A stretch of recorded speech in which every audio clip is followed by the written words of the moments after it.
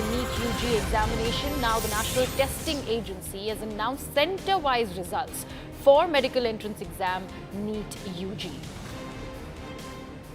My colleague Sharon Elizabeth is on the phone line with us. Sharon, NTA announcing state-wise results. How does it impact the case that's ongoing?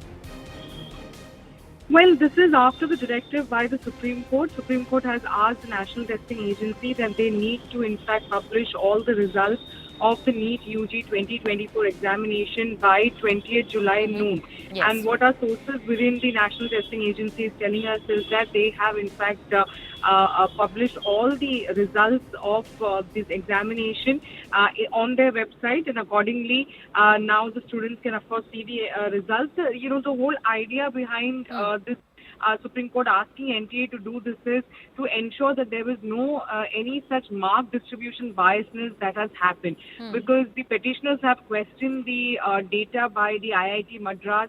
Apart from that, they have also questioned that there has been some sort of mark distribution biasness that has happened, and that is why Supreme Court, in order to have transparency, have asked all the results to be, in fact, put out on the website of the National Testing Agency.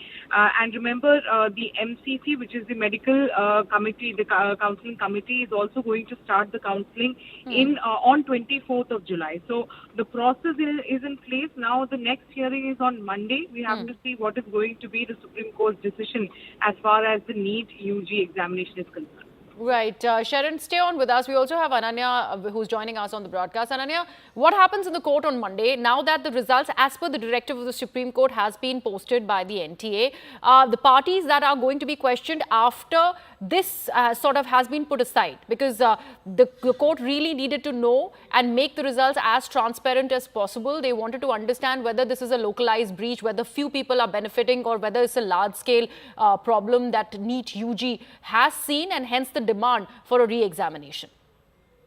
Well, definitely, there had been demands of re-examination before the Supreme Court, and the Supreme Court was also considering this. However, it was very, very clear that only and only if there is a large-scale leak, then only can there be a re-examination, and that, for the consideration of that, it said that, the results should be declared with regards to, in fact, the candidates who had given this examination, though their identity had to be masked.